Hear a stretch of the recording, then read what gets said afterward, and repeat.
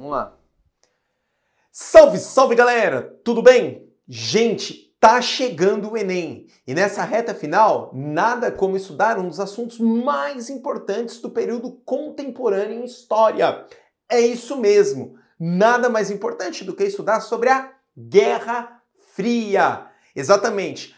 Para entender a Guerra Fria, nós temos que ir além de uma mera disputa entre dois blocos de poder, de uma mera disputa entre Estados Unidos e União Soviética. Para entender a Guerra Fria, nós temos que entender um pouquinho dos antecedentes, do que aconteceu durante e também quais foram as consequências para a atualidade da Guerra Fria. Pois, pensa comigo, se não fosse a Guerra Fria, talvez você não estaria assistindo essa aula hoje. Sim, se não fosse a Guerra Fria, provavelmente a internet que você conhece hoje não existiria. As relações informacionais seriam muito vagas. Mas deixa de papo e vamos para a aula. Mas antes de ir para a aula, vou te fazer aquele pedido maroto. Se inscreva no canal, curta, comenta, compartilha, joga no grupo do WhatsApp dos amigos, enfim. Afinal, conhecimento bom só é bom quando compartilhado. Mas você só faz isso se você quiser, tá bom? Não se preocupa não, porque o meu objetivo é levar o conhecimento para o maior número de pessoas. Partiu para a aula?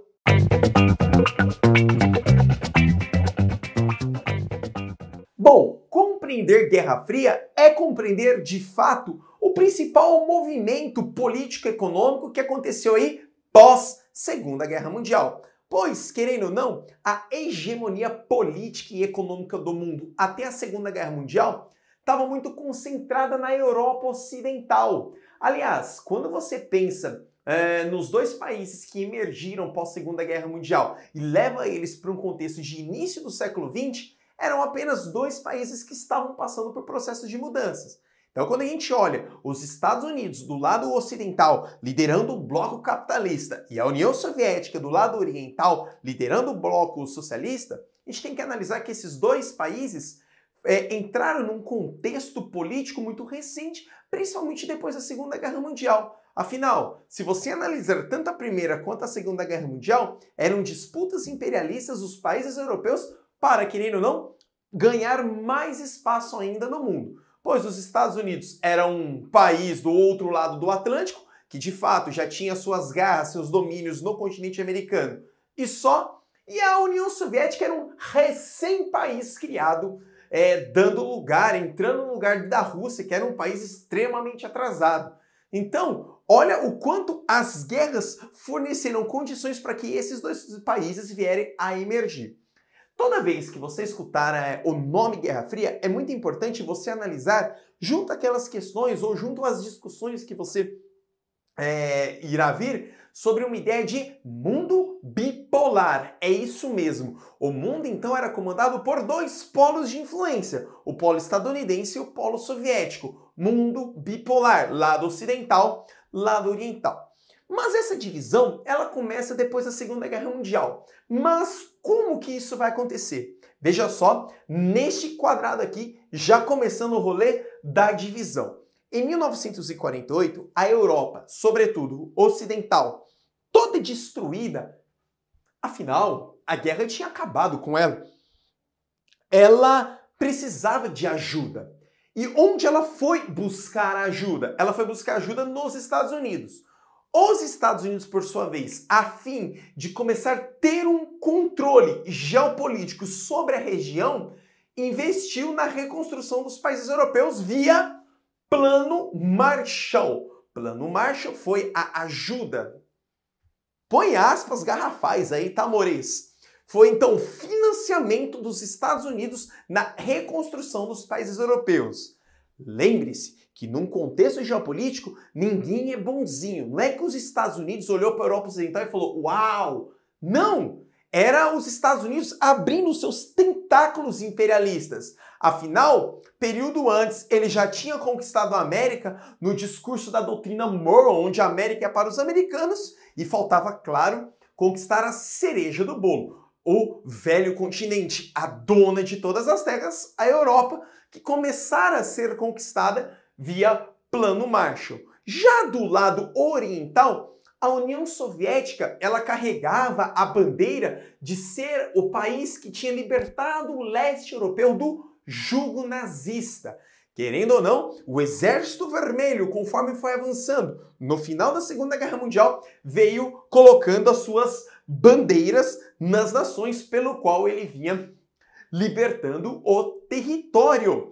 Beleza? Então, em 1948, via Plano Marshall, os Estados Unidos começa a consolidar o seu poder na Europa e a União Soviética, já desde o fim da Segunda Guerra Mundial, veio conquistando o leste europeu, que veio libertando o leste europeu do jugo nazista.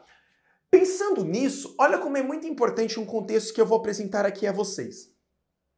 Winston Churchill, em 1946, o primeiro-ministro inglês, aliás, cara, um dos maiores estadistas que o mundo já conheceu. O cara organizava muito rolê.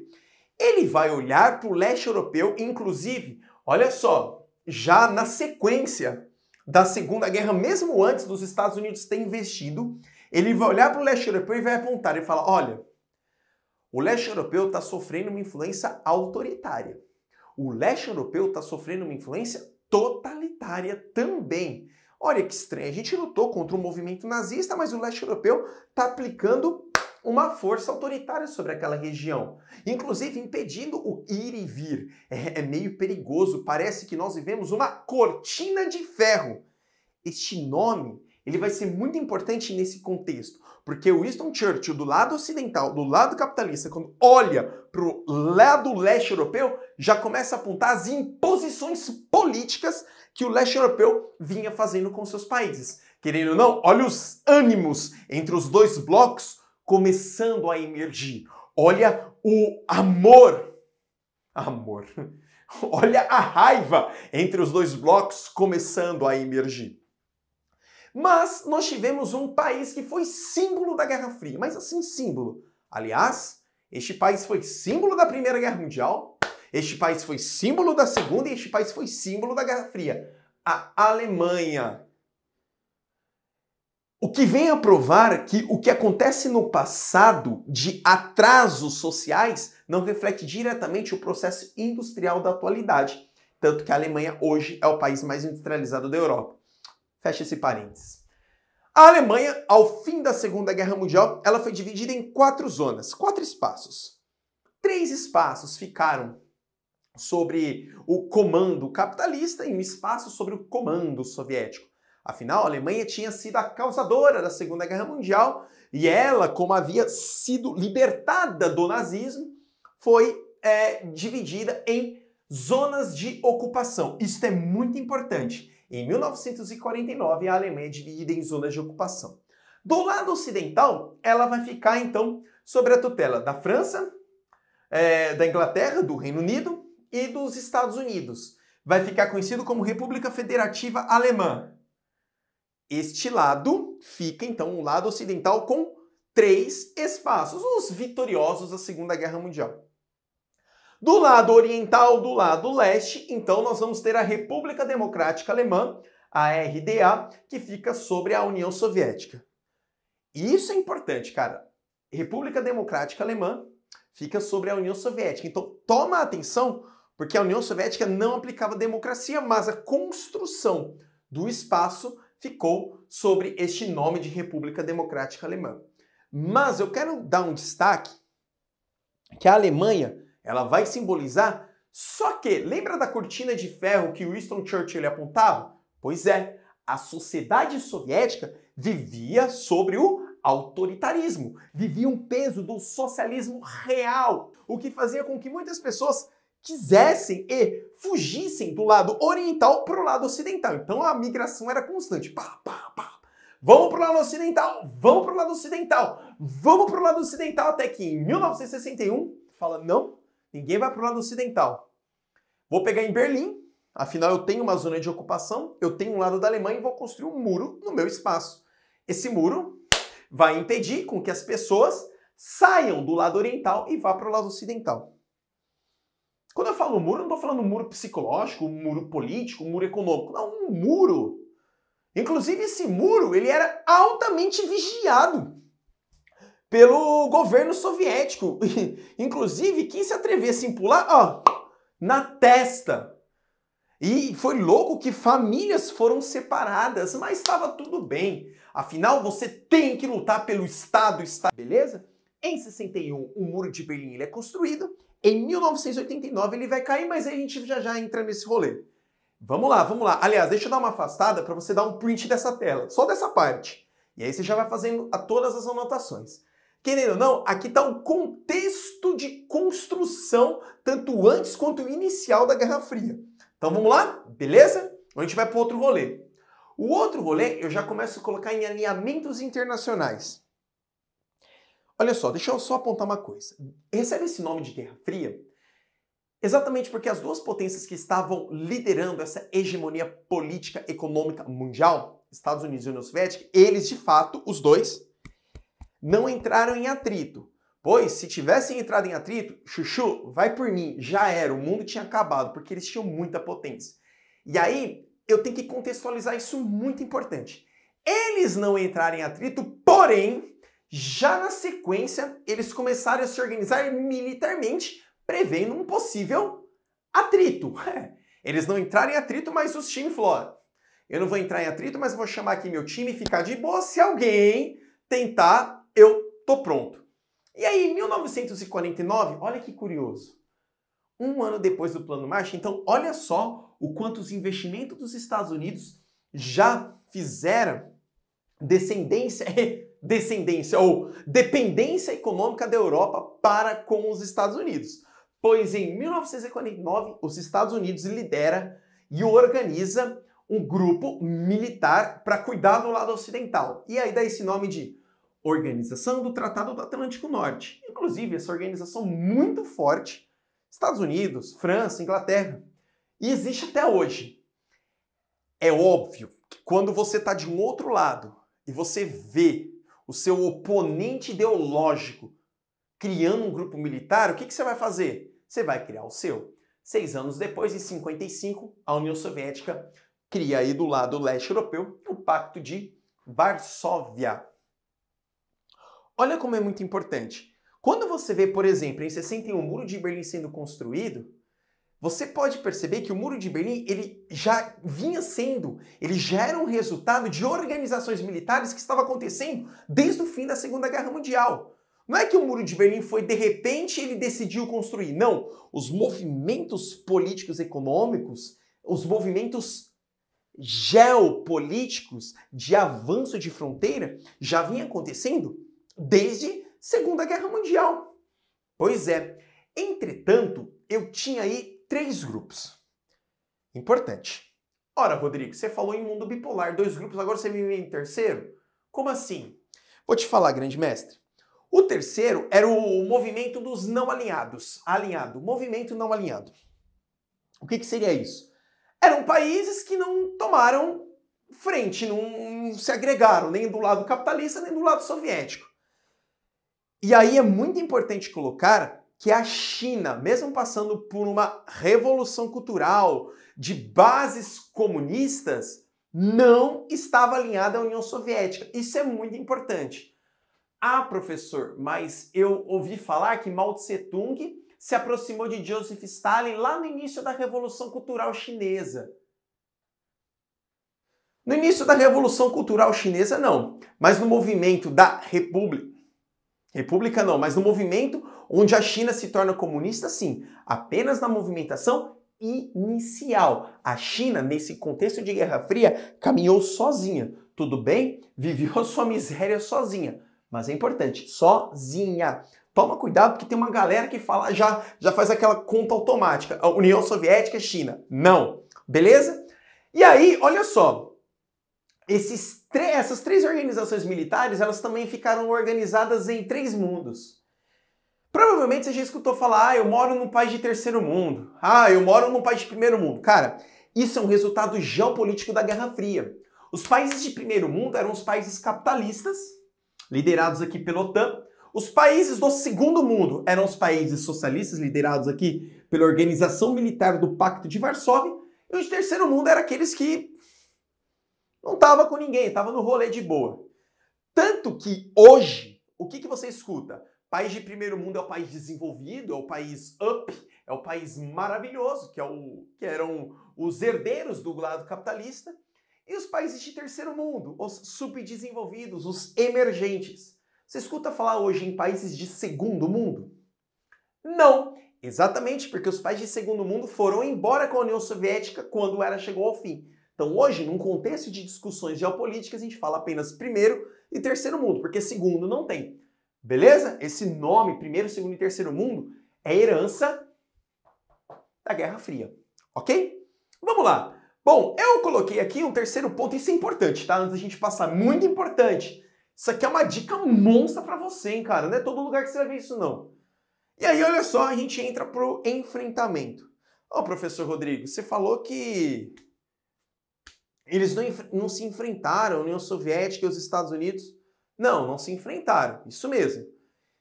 Não se enfrentaram diretamente, mas influenciou outros espaços a se enfrentar. Olha como é muito louco. Mas a gente entrar para o enfrentamento, não teve um enfrentamento em campo de batalha, mas o enfrentamento deles aconteceu coisas muito importantes. Sim. Primeiro enfrentamento, a corrida armamentista. Então era uma disputa hegemônica para ver quem ia ter a melhor arma. Nessa brincadeira, a União Soviética produzia arma, produzia arma, produzia arma. Os Estados Unidos produzia arma, produzia arma. E toda vez que tu produz arma, muito importante, você necessita de muita tecnologia. A partir do momento que você necessita de muita tecnologia, você necessita de muita investigação. A partir do momento que você precisa de muita investigação, a sua qualidade técnico-científica, ela aumenta. Junto da corrida armamentista, nós tivemos a corrida aeroespacial. Vamos ver quem vai ser o primeiro a colocar um homem no espaço. Vamos ver quem vai ser o primeiro a colocar o homem na Lua. A União Soviética coloca o homem no espaço com Yuri Gagarin. Os Estados Unidos colocam o homem na Lua com Neil Armstrong. Mas isso foi muito importante porque hoje a internet só é possível porque os caras conseguiram desenvolver tecnologias para colocar objetos no espaço. Por exemplo, o satélite. Então hoje, se nós temos a internet e você pode trocar uma ideia, cara, agradeça isso daqui, ó. Agradeça a Guerra Fria. Agradeça as disputas hegemônicas.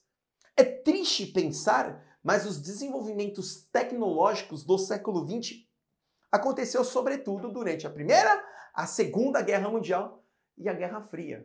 Olha só, consequências positivas da Guerra Fria. A gente pensa Guerra Fria, não.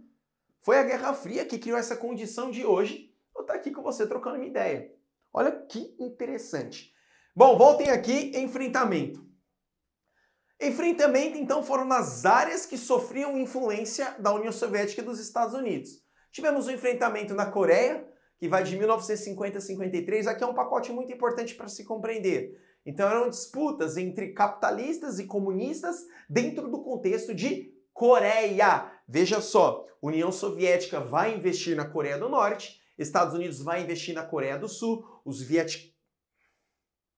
Nossa, eu ia falar Vietcong, cara, eu já tô avançando para a Guerra do Vietnã. Não. Então vai investir nos soldados coreanos do Sul e nos soldados coreanos do Norte, a União Soviética. Então repara que inclusive a gente tem hoje como resultado a própria Coreia do Sul e a própria Coreia do Norte. Antes tudo era Coreia. Volta aqui. Tivemos também a Guerra do Vietnã, onde os Estados Unidos basicamente testava armas sobre o território vietnamita, sobre o território Vietcong. E aí a gente tem, por exemplo, o gás de mostarda, que inclusive a gente tem aquela foto daquela menina correndo, muito triste, mas repara, então eram influências, ora capitalistas, ora socialistas, comunistas, sobre outros espaços. Mas eu quero aqui, esses assuntos, nós temos ele de maneira muito aprofundada na plataforma gabaritajeo.com.br, tá? Aula só sobre a Guerra da Coreia, aula só sobre a Guerra do Vietnã. Hashtag, fica a dica, volta aqui. Mas talvez a Revolução Cubana foi a que gerou um grande impacto. Por quê? Vai um rápido histórico, que eu não quero aqui tomar todo o seu tempo e é só para contextualizar. Cuba era o quintal dos Estados Unidos. Então os Estados Unidos faziam tudo com Cuba. E até 1959, tinha um presidente em Cuba, o senhor Fulgêncio Batista, financiado pelos Estados Unidos. Aliás, os governos latino-americanos, nesse contexto, todos eram financiados pelos Estados Unidos. Inclusive, nós.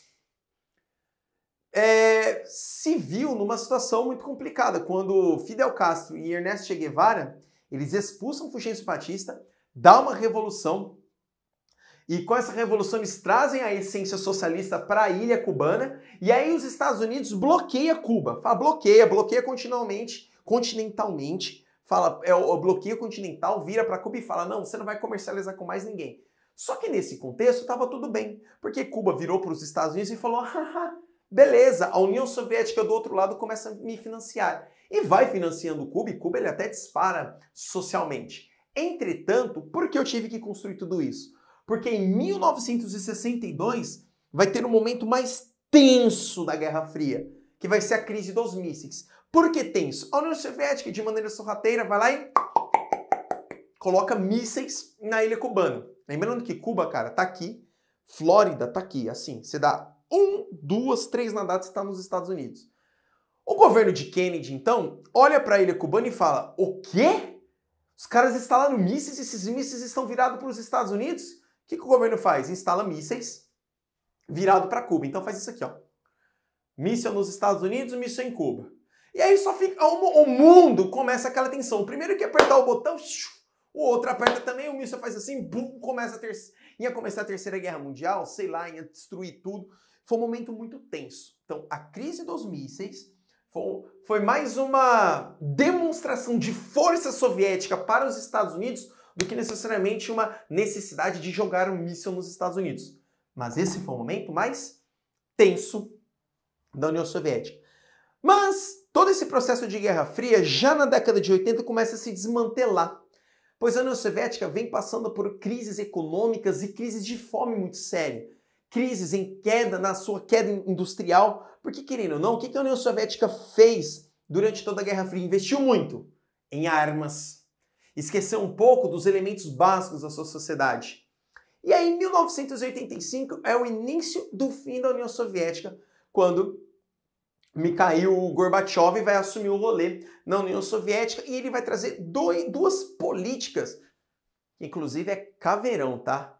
A política da glasnost e a política da perestroika, que é uma política de reestruturação econômica e política na União Soviética. Querendo ou não, era uma tentativa de dar uma aproximada da União Soviética ao lado da economia de mercado da Europa Ocidental. Afinal, a União Soviética vinha passando por muitas crises. A partir do momento que ele estabelece essas políticas de estruturação econômica, política na União Soviética, é o início do fim da União Soviética. Tanto que em 1989, o Muro de Berlim vai cair, já simbolizando basicamente a reunificação da Alemanha, saindo dessas zonas de ocupação e a Alemanha se tornando única.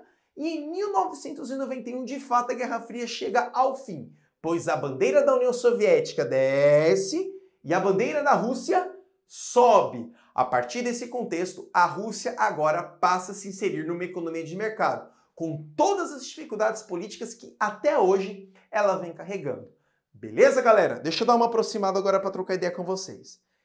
Vocês viram quanto a Guerra Fria foi importante para o contexto contemporâneo que nós temos hoje? Talvez se não fosse a Guerra Fria, nós não teríamos todas essas colocações informacionais, tecnológicas, de internet, as redes conectadas como nós temos hoje. Mas é muito importante que você que esteja vendo esse vídeo, que você que esteja assistindo esta aula, cara, dá uma moral, se inscreva, compartilha, comenta, é muito legal. Gente, eu faço isso com todo o carinho do mundo. Muito obrigado mesmo. E olha só, agora que você já assistiu a aula, não vai embora. Segura aí porque é o recadinho final. Cara, você quer ter todos esses assuntos e muito mais, infinitamente aprofundado? Acesse o site www.gabaritasgel.com.br. Acesse o site, segue nós, segue a gente lá no Instagram, me segue também no Instagram, Gabarita Gel, Rodrigo Baglini. E aí, cara, você vai ter geografia, história, sociologia, filosofia muito completa. Não só para o Enem, como para os principais vestibulares do Brasil. FUVEST, UEL, UEM, Unicamp, Unesp. E aí, cara, quando você entrar lá, você vai ver um preço. Aí você vai falar, nossa, é muito caro. Aí eu vou te dar uma moral. Quer dizer, muito caro não, você vai ver lá, é muito barato. Mas aí você desconta, coloca lá no cupom de desconto Rodrigo. O que já é barato vai ficar mais ainda. Muito obrigado, galera. Lembre-se, juntos somos mais fortes. Até a próxima aula. E conhecimento bom é conhecimento compartilhado. Valeu!